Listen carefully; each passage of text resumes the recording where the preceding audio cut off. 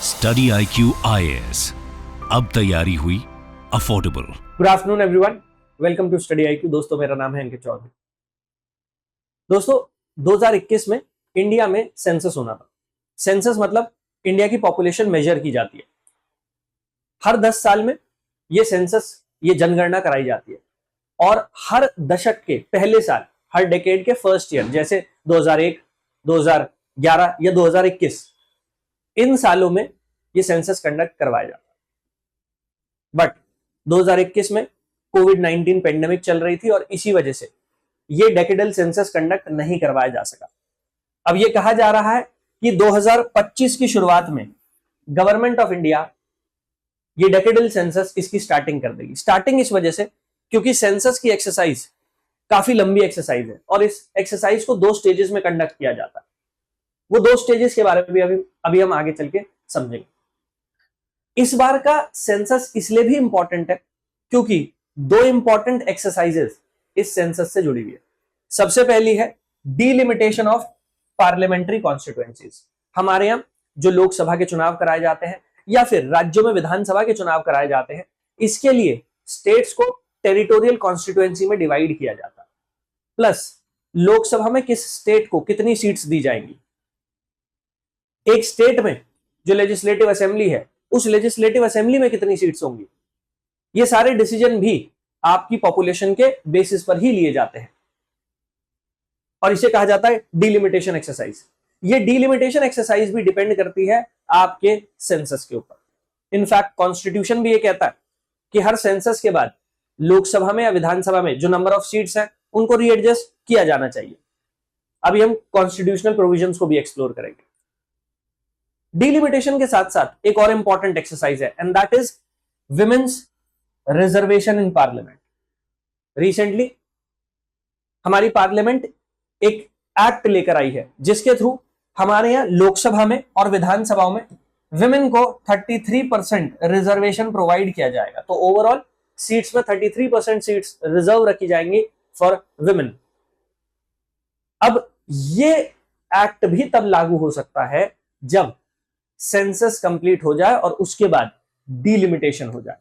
तो चाहे हम डिलिमिटेशन की बात करें, जो पिछले 5 डेकेड से, पिछले 5 दशक से 1970s में डिलिमिटेशन की एक्सरसाइज के ऊपर रोक लगा दी गई थी, तो पिछले 5 दशक से जो डिलिमिटेशन नहीं हो पाया है और विमेन्स रिजर्वेशन एक्ट, ये दोनों ही डिपेंड करते हैं इस बार की जनगणना पर, इस बार के सेंसस पर। हालांकि ऐसा भी हो सकता है कि सेंसस अगर 2026 या उससे पहले कंप्लीट हो जाता है तो शायद डिलिमिटेशन और विमेन्स रिजर्वेशन एक्ट दोनों ही लागू ना हो पाए। ऐसा क्यों? अभी हम इसको भी एक्सप्लोर करेंगे।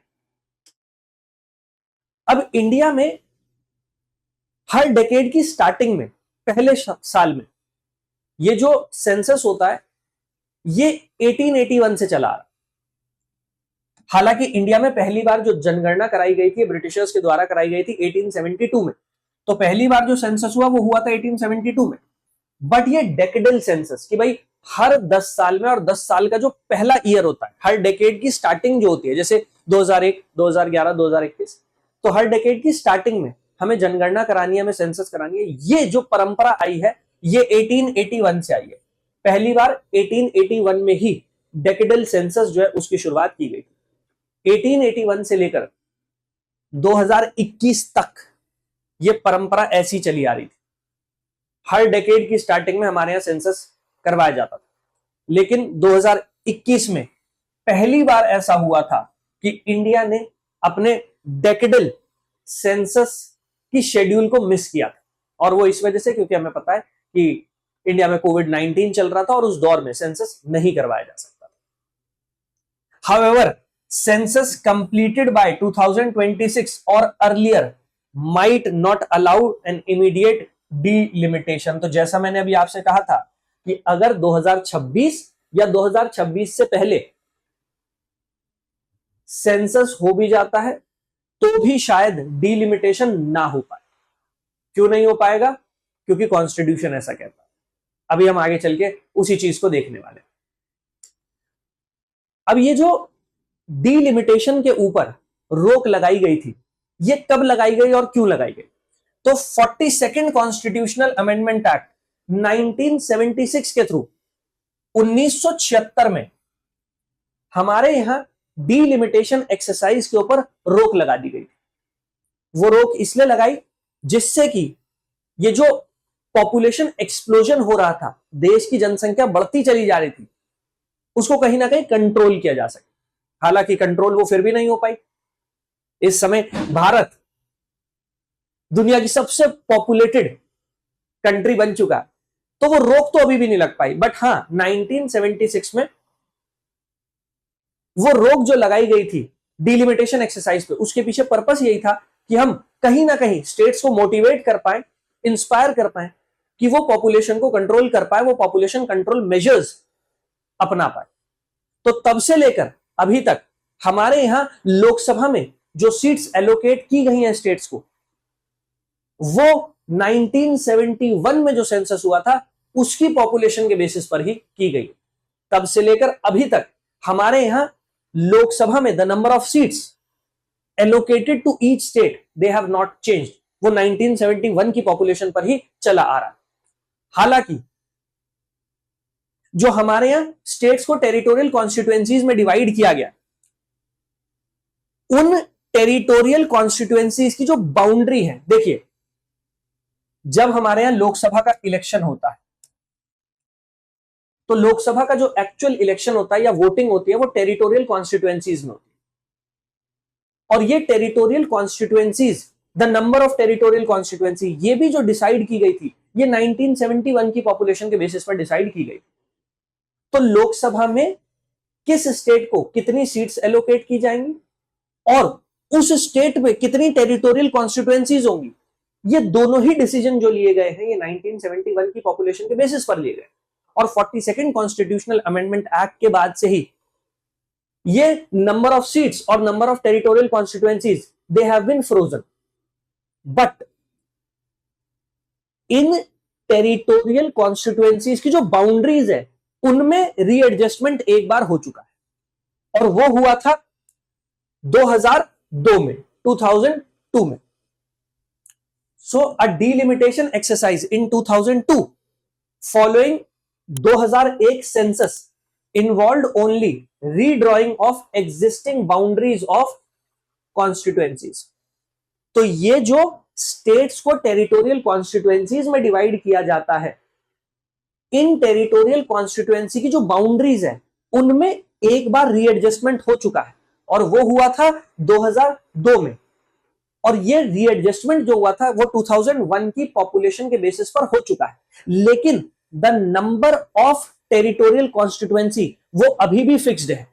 केवल उन टेरिटोरियल कॉन्स्टिट्यूएंसीज की जो बाउंड्रीज है उनमें चेंज किया गया है और वो चेंज किया गया था 87th कॉन्स्टिट्यूशनल अमेंडमेंट एक्ट इसके बेसिस पर। ठीक है, तो ये याद रखिएगा कि अभी इंडिया में हर स्टेट को जो नंबर ऑफ सीट्स एलोकेट की गई है लोकसभा में और इन स्टेट को जो टेरिटोरियल कॉन्स्टिट्यूएंसी में डिवाइड किया गया है, ये दोनों ही 1971 की पॉपुलेशन के बेसिस पर किया गया और 42nd कॉन्स्टिट्यूशनल अमेंडमेंट एक्ट के आधार पर इसको फ्रीज कर दिया गया। लेकिन ये जो टेरिटोरियल कॉन्स्टिट्यूएंसी है, इनकी जो बाउंड्रीज है उनको एक बार रीएडजस्ट किया जा चुका है।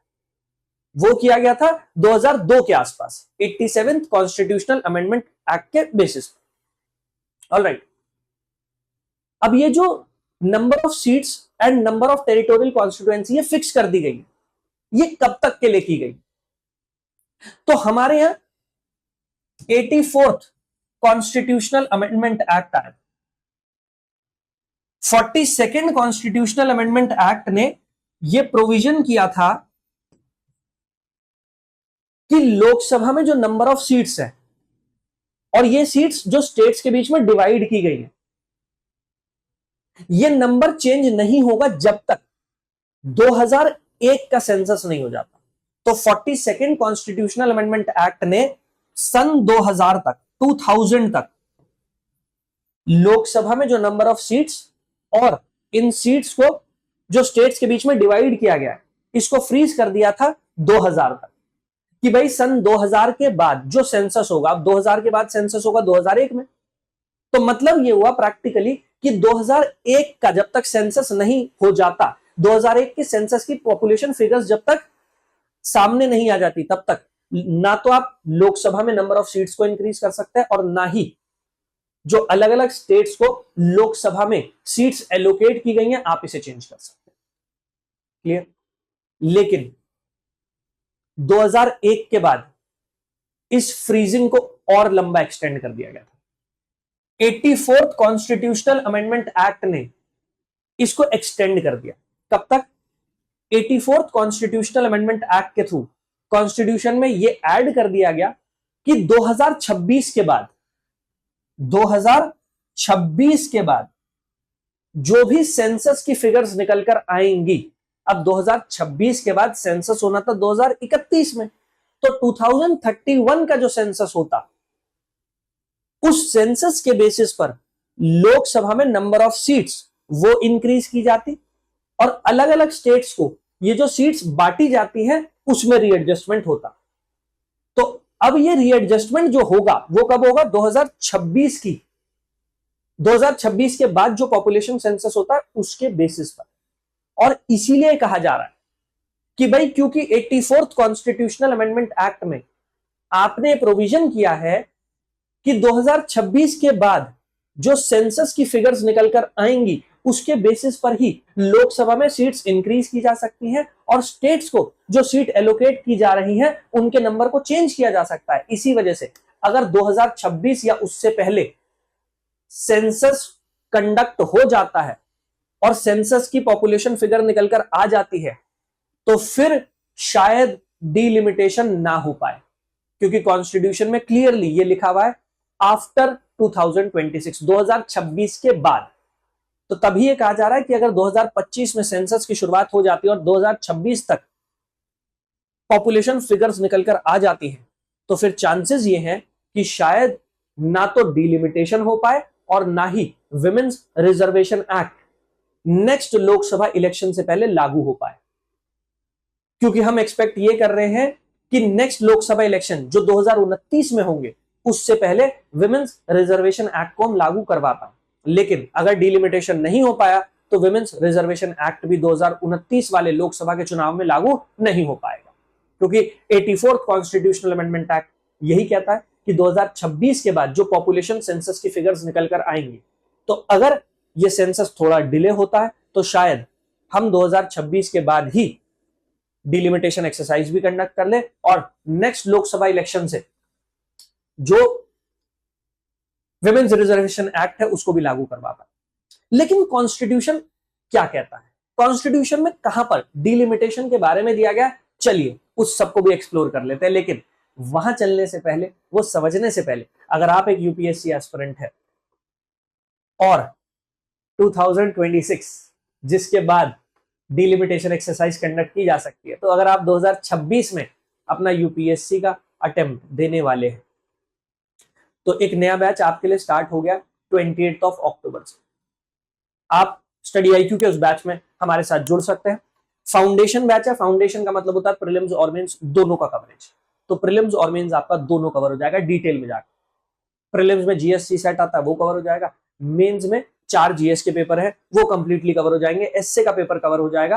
आंसर राइटिंग के लिए अलग से मेंटोर्स है, वो रेगुलर आपके आंसर्स पर फीडबैक देते रहेंगे। Plus Monday to Saturday class होगी, संडे को वीकली टेस्ट होगा, जिससे जो भी वीक में आपको पढ़ाया गया आप उसे इवैल्यूएट कर पाए, आप देख पाए कि भाई आप अप टू डेट है, आप सारी चीजें रिवाइज कर पा रहे हैं। सो काफी एक कॉम्प्रिहेंसिव इकोसिस्टम क्रिएट किया गया स्टडी आईक्यू की तरफ से आप लोगों के लिए, जिससे 2026 में आपका सक्सेस इंश्योर हो पाए। तो आप इस बैच में हमारे साथ जुड़ सकते हैं। एसी लाइव मेरा कोड है, ये अप्लाई कर लीजिएगा। जब आप एसी लाइव कोड अप्लाई करेंगे तो आपको डिस्काउंट और डिस्काउंट के साथ साथ स्पेशल मेंटोरशिप दोनों ही मिल जाएगी। अब हमने डीलिमिटेशन की बात की, होपफुली आप समझ ही गए होंगे कि डीलिमिटेशन किस चीज को कहा जाता है, बट फिर भी अगर एक डेफिनेशन के तौर पर हम देखें कि डीलिमिटेशन क्या होता है तो चलिए उसको भी देख लेते हैं। अब पहली बात तो ये, delimitation has a constitutional mandate. हमारे कॉन्स्टिट्यूशन में लिखा हुआ है कि हर सेंसस के बाद, हर जनगणना के बाद हमें डिलिमिटेशन एक्सरसाइज कंडक्ट करनी पड़ेगी। So it is a constitutional mandate, यह संवैधानिक तौर पर भारत के संविधान में प्रावधान किया गया है, हम इससे नहीं बच सकते। Now what is delimitation? अगर हम डिलिमिटेशन की बात करें, so it is the process of fixing the number of seats and boundaries of territorial constituencies in each state for Lok Sabha and state legislative assemblies. हमारे यहां लोकसभा के चुनाव होते हैं और विधानसभा के चुनाव होते हैं, मतलब लेजिस्लेटिव असेंबलीज के इलेक्शन होते हैं। अब जो लोकसभा है, लोकसभा में इंडिया में जितने स्टेट्स हैं सभी को रिप्रेजेंटेशन दिया गया। अब ये रिप्रेजेंटेशन जो दिया गया है लोकसभा में, वो दिया गया on the basis of their population कि भाई भारत की कितनी जनसंख्या किस राज्य में रहती है, उसके आधार पर उसको सीट्स एलोकेट की गई। अब ये जो सीट एलोकेट की जाती है एक पर्टिकुलर स्टेट को, इन सीट्स को उस स्टेट के अंदर टेरिटोरियल कॉन्स्टिट्यूएंसी में डिवाइड किया जाता है। ठीक है, सिमिलरली विधानसभा की अगर हम बात करते हैं तो विधानसभा में कितनी सीट्स होंगी ये भी इस बात पर डिपेंड करता है कि स्टेट की ओवरऑल पॉपुलेशन कितनी है, और विधानसभा के चुनाव के लिए कितनी टेरिटोरियल कॉन्स्टिट्यूएंसी बनानी है ये भी इस बात पर डिपेंड करेगा कि पॉपुलेशन कितनी है। तो ऑब्वियस हो जाता है कि जैसे जैसे पॉपुलेशन चेंज होगी आपको number of seats allocated and division of a state into territorial constituency उसको भी रीएडजस्ट करना पड़ेगा, क्योंकि पॉपुलेशन में चेंज आया है। इसी एक्सरसाइज को नाम दिया जाता है डिलिमिटेशन। डिलिमिटेशन के बेसिस पर यह भी डिसाइड किया जाता है कि हमारे यहां शेड्यूल कास्ट और शेड्यूल ट्राइब पॉपुलेशन जो है इनको कितनी सीट्स एलोकेट की जाएंगी। तो शेड्यूल कास्ट, शेड्यूल ट्राइब, इनकी पॉपुलेशन में कितना चेंज आया है, ओवरऑल जो पॉपुलेशन है उस पॉपुलेशन में इनकी जनसंख्या कितनी है, इनका प्रपोर्शन कितना है, उस सब के बेसिस पर हमारे यहां जो रिजर्वेशन है, क्योंकि हमारे यहां लोकसभा में भी शेड्यूल कास्ट और शेड्यूल ट्राइब कम्युनिटीज को रिजर्वेशन प्रोवाइड किया गया, तो ये जो रिजर्व सीट्स हैं ये कितनी होंगी ये भी इस बेसिस पर ही डिसाइड होता है। तो इसके लिए जरूरी हो जाता है सेंसस, क्योंकि डिलिमिटेशन अगर आपको कंडक्ट करना है तो वो पॉपुलेशन के बेसिस पर होगा। तो ये जानना जरूरी हो जाता है कि भाई देश में जनसंख्या कितनी है, जनसंख्या में बदलाव कितना है। अब कॉन्स्टिट्यूशन में जगह जगह डिलिमिटेशन के बारे में मेंशन किया गया, जैसे आर्टिकल नंबर 82। आर्टिकल नंबर 82 के अंडर पार्लियामेंट डिलिमिटेशन एक्ट लेकर आती है, जिसके अंडर डिलिमिटेशन कमीशन बनाए जाते हैं। सिमिलरली 170 हमारे यहां जो राज्य हैं, जो स्टेट्स हैं, स्टेट्स में कितनी टेरिटोरियल कॉन्स्टिट्यूएंसी होंगी, टेरिटोरियल कॉन्स्टिट्यूएंसी की बाउंड्रीज कितनी होंगी, वो सब भी डिलिमिटेशन कमीशन ही डिसाइड करता है। Item 69 on union list, central government की यह जिम्मेदारी है। यूनियन लिस्ट के अंडर आइटम नंबर 69 में डिलिमिटेशन कमीशन के बारे में मेंशन किया गया। तो ये यूनियन गवर्नमेंट की रिस्पॉन्सिबिलिटी होती है कि वो डिलिमिटेशन एक्सरसाइज जो है वो कंडक्ट करवाए। अब ये डिलिमिटेशन का जो पूरा प्रोसेस है, डिलिमिटेशन की जो एक्सरसाइज है, ये कंडक्ट करता है डिलिमिटेशन कमीशन। डिलिमिटेशन कमीशन जो बनाए जाते हैं वो पार्लियामेंट के द्वारा बनाए जाते हैं। तो अभी जैसे हमने देखा कि भाई आर्टिकल नंबर 82 है, आर्टिकल नंबर 170 है, ये दोनों ही मेंशन करते हैं कि पार्लियामेंट डिलिमिटेशन की एक्सरसाइज कंडक्ट करने के लिए लॉ बना के डिलिमिटेशन कमीशन बनाएगा। ठीक है, अब इंडिया में अभी तक 4 डिलिमिटेशन कमीशन बनाए जा चुके हैं। यहां पर आप एक क्रोनोलॉजी भी देख सकते हैं। सबसे पहली बार 1952-53 में डिलिमिटेशन कमीशन बनाया गया था। इस डिलिमिटेशन एक्सरसाइज के बाद लोकसभा में जो सीट्स हैं वो 494 नंबर पर फिक्स कर दी गई थी। तो 1953 में जब पहली बार डिलिमिटेशन कमीशन या डिलिमिटेशन की एक्सरसाइज हुई तो उसने लोकसभा में ओवरऑल सीट्स जो है उन्हें 494 पर फिक्स कर दिया। अब इसके बाद दोबारा से सेंसस होता है 1961 में, और उसके बाद दोबारा से डिलिमिटेशन कमीशन बनाया जाता है 1963 में। इस डिलिमिटेशन कमीशन ने हमारे यहां जो लोकसभा में सीट्स है उनको इंक्रीज कर दिया था 494 से 522। तो पहले डिलिमिटेशन कमीशन ने लोकसभा में जो नंबर ऑफ सीट्स है उसको 494 पर फिक्स किया था। सेकंड डिलिमिटेशन कमीशन जो 1961 के पॉपुलेशन सेंसस के बाद बनाया गया था, उसने जो नंबर ऑफ सीट्स है वो इंक्रीज कर दी थी 522। इसके बाद 1971 में सेंसस होता है और 1971 के सेंसस के बाद डिलिमिटेशन कमीशन बनाया जाता है 1973। इसने नंबर ऑफ सीट्स को और बढ़ा दिया था, वो कर दिया था 543। और आज भी अगर आप देखेंगे तो हमारे यहां जो इलेक्शन होता है लोकसभा का वो 543 सीटों पर ही होता है, 543 सीट्स पर ही होता है।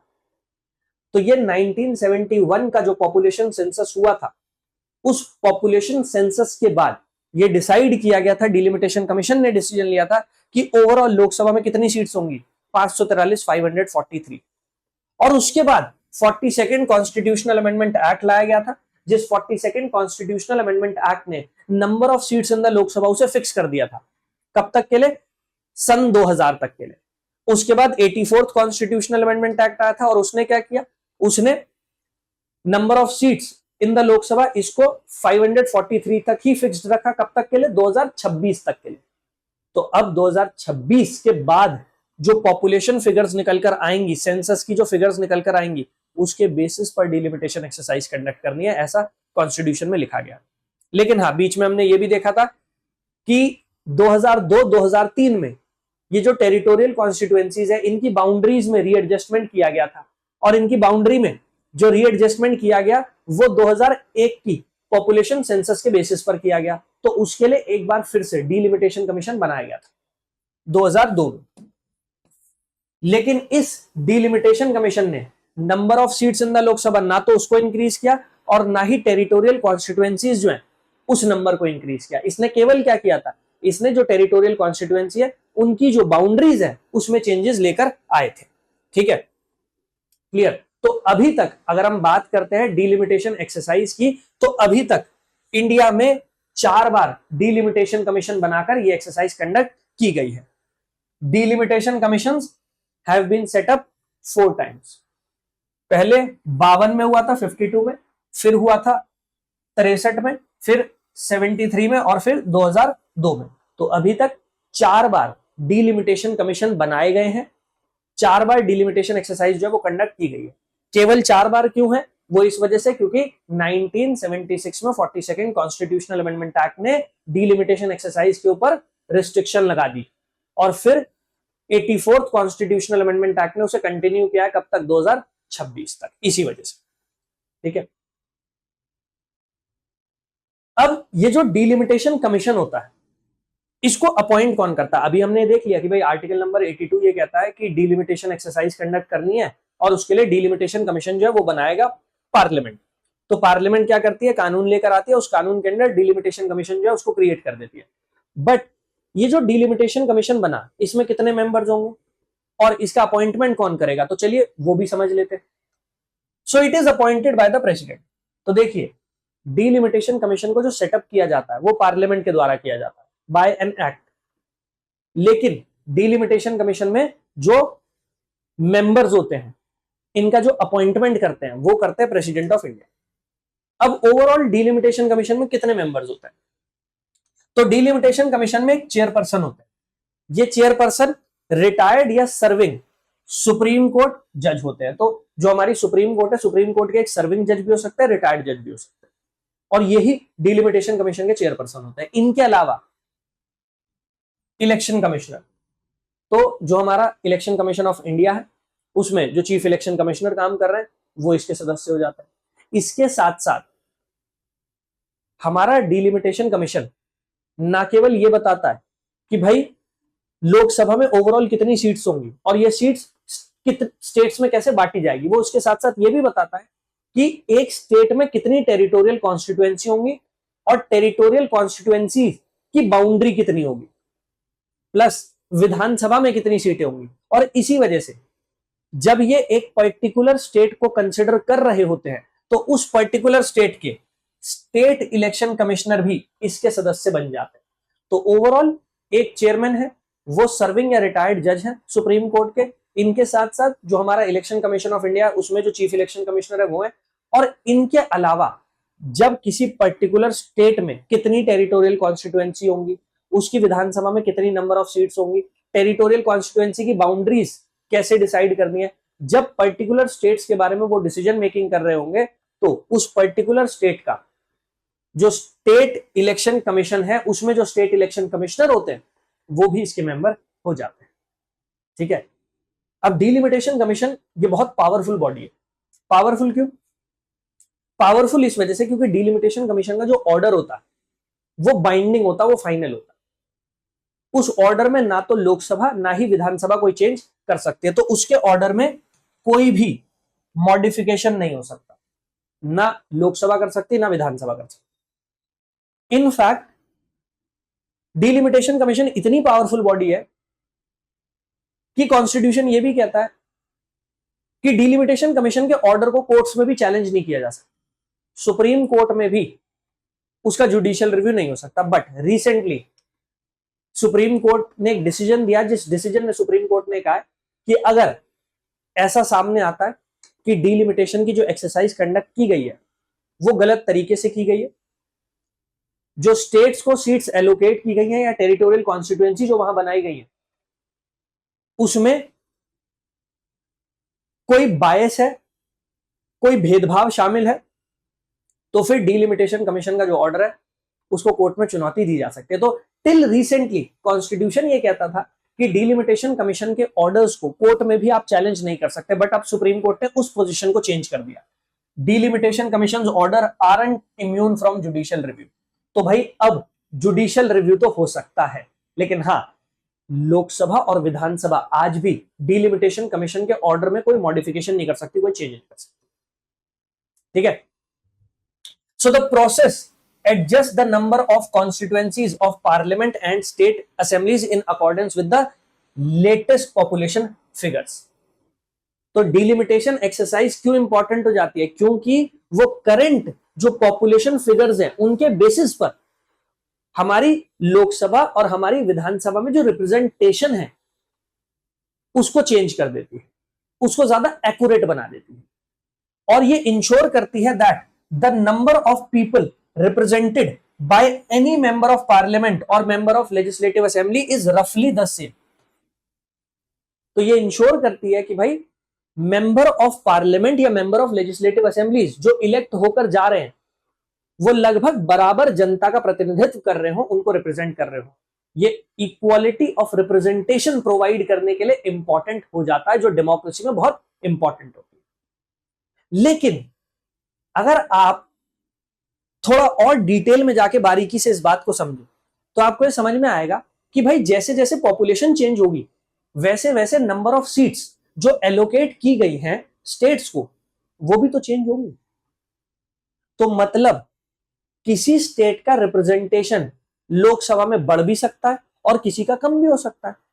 भाई ऐसा भी तो हो सकता है कुछ स्टेट्स ऐसे हो जहां पर पॉपुलेशन एक्सप्लोड हो गई हो, बहुत तेजी से बढ़ी है, तो फिर तो वहां पर ज्यादा पॉपुलेशन रहती है, फिर तो लोकसभा में उन स्टेट्स को ज्यादा रिप्रेजेंटेशन मिल जाएगा। और कुछ स्टेट्स ऐसे हो सकते हैं जिन्होंने अपने यहां पॉपुलेशन को कंट्रोल किया हो, क्योंकि पॉपुलेशन कंट्रोल करना बहुत इंपॉर्टेंट है। हमारे यहां जितनी प्रॉब्लम्स है उनकी जड़ पॉपुलेशन को ही तो माना जाता है, तो पॉपुलेशन को कंट्रोल करना भी तो बहुत जरूरी है। तो कुछ स्टेट्स ऐसे हो सकते हैं जिन्होंने इफेक्टिवली पॉपुलेशन को कंट्रोल किया हो अपने, कुछ ऐसे हो सकता है जो बड़े केयरलेस हो, उन्होंने पॉपुलेशन कंट्रोल करने के लिए मेजर्स ही ना लियो। तो यहां पर तो वो स्टेट्स जिन्होंने पॉपुलेशन कंट्रोल करने के लिए अच्छा काम किया है उनके साथ तो गलत हो जाएगा, they are going to suffer, क्योंकि उनका रिप्रेजेंटेशन तो कम हो जाएगा, विच इज नॉट करेक्ट। इसी वजह से सदर्न स्टेट्स आवाज उठा रहे हैं, इसी वजह से सदर्न स्टेट्स डिलिमिटेशन एक्सरसाइज को अपोज कर रहे हैं। So the wide divergence in population in various state would mean that some would see number of parliamentary constituencies reduce while others would see an increase। तो जैसे जैसे population change होगी तो ऐसा हो सकता है कि कुछ राज्य ऐसे हों जिनको लोकसभा में ज्यादा रिप्रेजेंटेशन मिल जाए, वहीं कुछ स्टेट्स ऐसे हो जिनको लोकसभा में रिप्रेजेंटेशन कम मिले अकॉर्डिंग टू पॉपुलेशन। और अगर कोई ऐसा स्टेट है जिसने पिछले डेकेड में या पिछले कई डेकेड्स में पॉपुलेशन कंट्रोल करने के लिए मेजर्स लिए हैं, काम किया है, तो फिर तो वो अपने आप को ठगा महसूस करेगा, फिर तो उसके साथ डिस्क्रिमिनेशन हो जाएगा। और यही पॉइंट ऑफ व्यू है सदर्न स्टेट्स का। Southern states have argued that this would amount to punishing them for successfully meeting population control objective. तो सदर्न स्टेट्स जो हैं वो इस बात के खिलाफ आवाज उठा रहे हैं कि भाई अगर आप डिलिमिटेशन एक्सरसाइज कंडक्ट करते हैं और उसका आधार यही रहता है जो प्रेजेंट आधार है, तो हमारे साथ तो गलत हो रहा है। हमने तो पॉपुलेशन कंट्रोल करने के लिए मेजर्स लिए थे, हमने तो इफेक्टिवली काम किया, नॉर्दर्न स्टेट्स ने उतना प्रॉपर काम नहीं किया, तो आप उन्हें तो रिवॉर्ड कर रहे हैं और हमें हमारे साथ गलत हो रहा है। इसी वजह से वो उसको अपोज कर रहे हैं। The suspension of delimitation was caused by sharp disagreement among the political parties. 1976 में जो डिलिमिटेशन को सस्पेंड किया गया था, जो इसके ऊपर रोक लगा दी गई थी, रिस्ट्रिक्शन लगा दी गई थी, उसके पीछे भी यही कारण था, पॉपुलेशन, जिसको लेकर पॉलिटिकल पार्टीज में कोई आम सहमति नहीं बन पा रही थी, कोई यूनानिमिटी नहीं आ पा रही थी, और इसी वजह से उसके ऊपर फिर रिस्ट्रिक्शन लगा दी गई थी। क्योंकि बहुत सारे स्टेट्स ऐसे थे जो पॉपुलेशन कंट्रोल करने के लिए काम कर रहे थे, बहुत सारे नहीं कर रहे थे, तो एक डिसएग्रीमेंट बना हुआ था, इसी वजह से 1976 में उसके ऊपर रिस्ट्रिक्शन लगाई गई। बट अब दोबारा से अगर डिलिमिटेशन एक्सरसाइज कंडक्ट की जाती है और यही सेम क्राइटेरियाज होते हैं, तो बहुत सारे सदर्न स्टेट्स उसको अपोज करेंगे ही करेंगे। इनफैक्ट ये कहा जा रहा है unless they are compensated in some other way, जब तक आप उन्होंने जो पॉपुलेशन कंट्रोल की है उसके लिए किसी अलग तरीके से कॉम्पनसेट नहीं करते, तब तक सदर्न स्टेट्स इसके खिलाफ आवाज उठाएंगे, वो इसे अपोज करेंगे। अब चाहे आप उन्हें फाइनेंशियली कंपनसेट करते हैं या फिर आप डिलिमिटेशन का जो क्राइटेरिया है उसमें पॉपुलेशन को किसी अलग तरीके से कंसिडर करते हैं। उन स्टेट्स ने जो पॉपुलेशन कंट्रोल करने के लिए मेजर्स लिए थे उन्हें कंसिडर किया जाता है और उसके बेसिस पर उनका जो रिप्रेजेंटेशन है उसको इंक्रीज किया जाता है। जब तक किसी तरीके से उन्हें कॉम्पनसेट नहीं किया जाएगा तब तक सदर्न स्टेट्स ये कह रहे हैं कि वो डिलिमिटेशन एक्सरसाइज को अपोज करेंगे। ठीक है, तो ये तो हो गया पॉलिटिकल कंट्रोवर्सी डिलिमिटेशन एक्सरसाइज को लेकर कि सदर्न स्टेट्स इसे क्यों अपोज कर। बट ये जो सेंसस कंडक्ट कराया जाता है इसका शेड्यूल क्या है, कैसे इसे कंडक्ट कराया जाता है? तो जैसा मैंने आपसे कहा कि जो सेंसस एक्सरसाइज है वो 2 चरणों में कंडक्ट कराई जाती है। तो अब हम उस पूरे शेड्यूल को समझने वाले हैं कि भाई कब कंडक्ट कराई जानी है, कितने चरणों में, कितने फेजेस में कंडक्ट कराई जानी है, अब वो सारी बातें हम देखने वाले हैं। ठीक है, अब हमारे कॉन्स्टिट्यूशन में जगह जगह रिपीटेडली डिलिमिटेशन के बारे में मेंशन तो किया गया, रीऑर्गेनाइजेशन ऑफ टेरिटोरियल कॉन्स्टिट्यूएंसीज, ये मेंशन तो जगह जगह किया गया, लेकिन कॉन्स्टिट्यूशन में कहीं भी कोई शेड्यूल मेंशन नहीं है। कॉन्स्टिट्यूशन में ये कहीं नहीं लिखा कि भाई हर 10 साल में ऐसा किया जाएगा, हर 15 साल में किया जाएगा, 5 साल में किया जाएगा।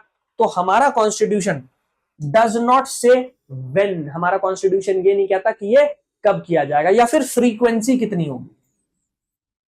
तो कॉन्स्टिट्यूशन ये जरूर कहता है कि भाई जब सेंसस हो जाएगा, सेंसस के बाद आपको टेरिटोरियल कॉन्स्टिट्यूएंसीज जो है इनमें रीएडजस्टमेंट करना है, लोकसभा में जो सीट्स एलोकेट की गई हैं उसमें रीएडजस्टमेंट करना है। कॉन्स्टिट्यूशन ये तो जरूर कह देता है, बट कब कब किया जाएगा, कितनी बार किया जाएगा, कितने इंटरवल पर किया जाएगा, इसको लेके कॉन्स्टिट्यूशन कुछ नहीं कहता। ठीक है, ना ही सेंसस ऑफ इंडिया एक्ट 1948, हमारे यहां जो सेंसस कंडक्ट किया जाता है ये सेंसस ऑफ इंडिया एक्ट 1948 इस एक्ट के अंडर किया जाता है। तो सेंसस ऑफ इंडिया एक्ट, इसमें भी कोई इस बात का मेंशन नहीं है कि फ्रीक्वेंसी क्या होगी, कब कब कंडक्ट कराया जाना है, कितनी बार कंडक्ट कराया जाना है, इसके बारे में कॉन्स्टिट्यूशन ना ही सेंसस ऑफ इंडिया एक्ट उसमें कुछ मेंशन किया गया। ये जो हर 10 साल में सेंसस कंडक्ट कराया जाता है ये एक प्रथा है, ये एक कन्वेंशन है।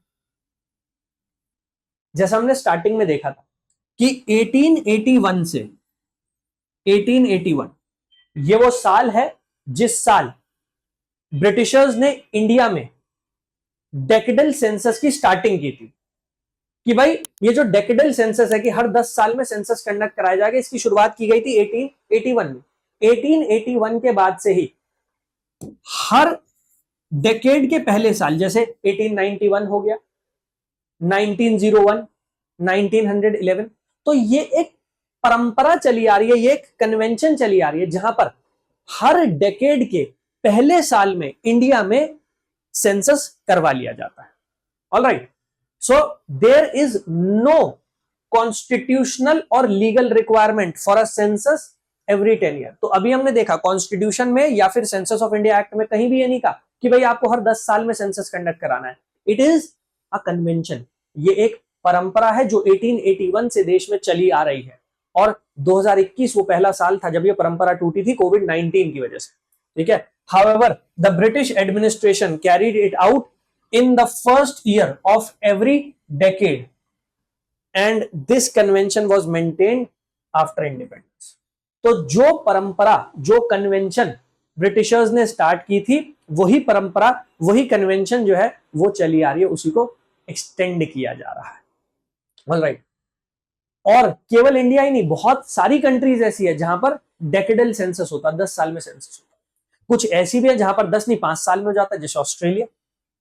तो ऑस्ट्रेलिया में हर 5 साल में सेंसस कंडक्ट करवा लिया जाता है, बट ज्यादातर कंट्रीज ऐसी हैं जहां पर एक डेकेड में 10 साल में सेंसस कंडक्ट किया जाता है। बट इंडिया में याद रखिएगा, इंडिया में 10 साल में हम सेंसस कंडक्ट तो करवा रहे हैं, लेकिन इसके पीछे कोई कॉन्स्टिट्यूशनल मैंडेट नहीं है, इसके पीछे कोई लीगल मैंडेट नहीं है, ना कॉन्स्टिट्यूशन ना ही कानून में मेंशन किया गया कि 10 साल में ही आपको सेंसस कराना। और इसीलिए अब ये कहा जा रहा है कि इस सेंसस से हो सकता है कि हमारा जो सेंसस कराने का फ्रीक्वेंसी है, ये जो टाइम फ्रेम है कि 10 साल में होता है, इसमें चेंज लाया जाए।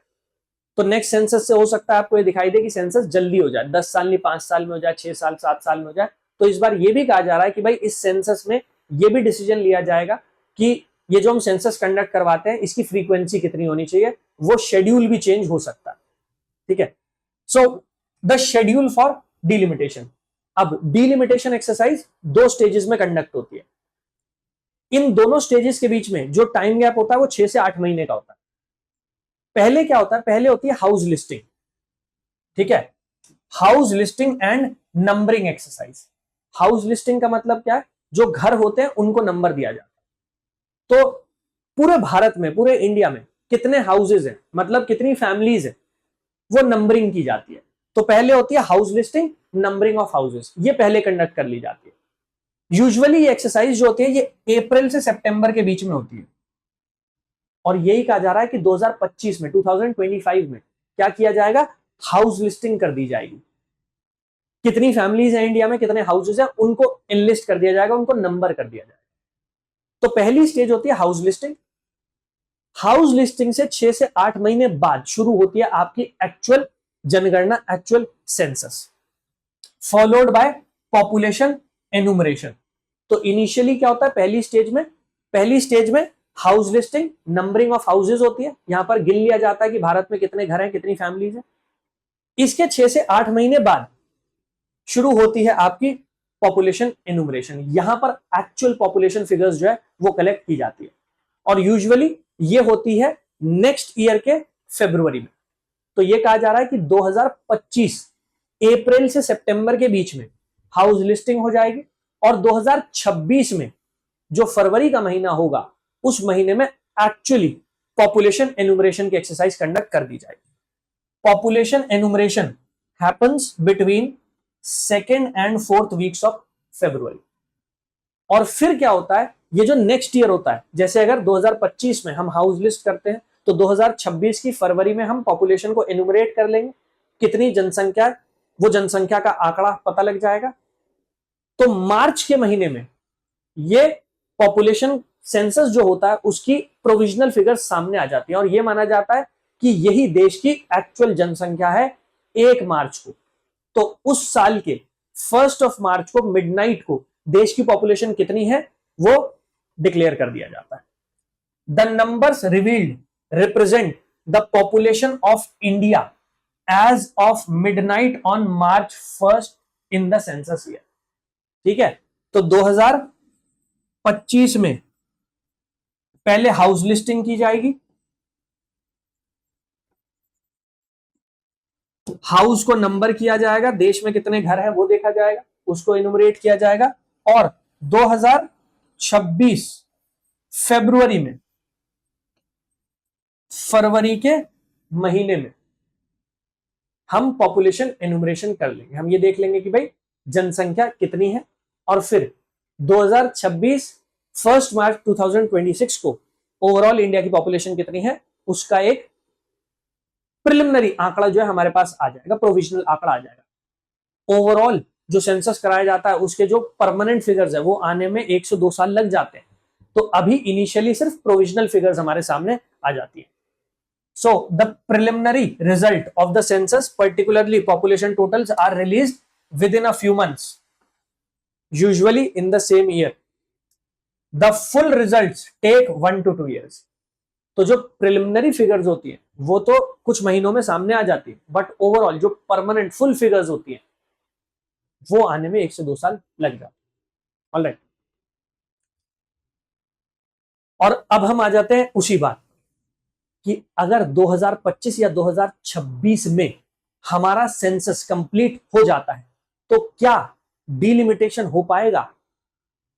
तो अभी ऐसा नहीं लगता, क्योंकि constitution 84th constitutional amendment act के थ्रू कॉन्स्टिट्यूशन में जो अमेंडमेंट किया गया वो ये कहता है taken after the year 2026, so a census that begins in 2025 and is completed in 2026 might not enable an immediate delimitation. तो अगर 2026 तक सेंसस हो जाता है तो फिर डिलिमिटेशन शायद ना हो पाए। क्यों? क्योंकि 84th कॉन्स्टिट्यूशनल अमेंडमेंट एक्ट की लैंग्वेज ये कहती है टेकन आफ्टर द ईयर 2026, 2026 के बाद जो सेंसस की फिगर्स होंगी, जो सेंसस कंडक्ट कराया जाएगा उसकी जो फिगर्स होंगी उसके बेसिस पर डिलिमिटेशन हो सकता है। तो इसीलिए एक्सपर्ट्स ये कह रहे हैं कि हो सकता है 2026 तक अगर सेंसस करवा भी लिया जाता है तो ना तो डिलिमिटेशन हो पाए, और अगर डिलिमिटेशन नहीं हो पाएगा तो फिर विमेन रिजर्वेशन एक्ट भी लागू नहीं हो पाएगा। Therefore, if the census exercise has to begin next year and the government wants to begin the delimitation process in time for 2029 Lok Sabha election, an amendment to the existing provisions may be required. तो अगर next Lok Sabha election जो due है 2029 में, तो 2029 के जो लोकसभा चुनाव है अगर उनसे पहले डिलिमिटेशन आपको करना है तो फिर कॉन्स्टिट्यूशन में आपको अमेंडमेंट करना पड़ जाएगा, ये कहा गया है। ठीक है, तो आई होप आपको समझ में आ गया होगा कि भाई डिलिमिटेशन एक्सरसाइज कंडक्ट शायद ना हो पाए। क्यों नहीं हो पाए? क्योंकि कॉन्स्टिट्यूशन वो कहता है।